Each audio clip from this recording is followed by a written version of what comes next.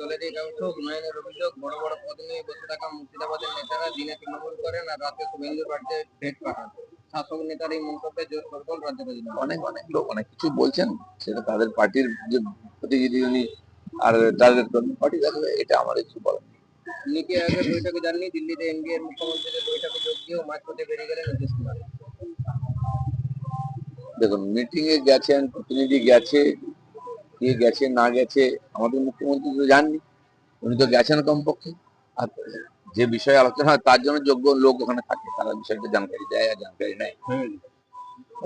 চলো চলো। গতকাল বেলদা দাঁতনের র্যালিতে জেলা সভাপতিকে দেখা যায়নি কেন, তা নিয়ে প্রশ্ন তুলছে আমাদের পুরনো কর্মীরা।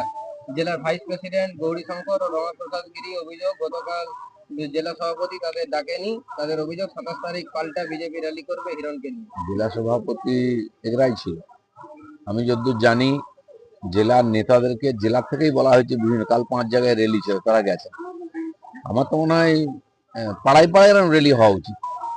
যাদের ক্ষমতা আছে তারা প্রত্যেক বুথে পাড়াই করুক, সাধারণ মানুষকে নিয়ে করুক। ভারতবর্ষে এত বড় বিজয়, এটা আমাদের কাছে গৌরবের। প্রত্যেক দিন আর প্রত্যেক পাড়ায় পাড়ায় এই ধরনের র্যালি বেরোনো উচিত। কোনো পার্টি বা কেউ নয়, সাধারণ মানুষ, ক্লাব, সবার অংশগ্রহণ করা উচিত। এটা রাষ্ট্রের ব্যাপার। আর আজকে একটা সুযোগ এসেছে, ভারতবর্ষে 142 কোটি লোক একসঙ্গে এক সুরে কথা বলছে পাকিস্তানের বিরুদ্ধে, যেন সব জায়গায় এরকম র্যালি হওয়া উচিত। চলো।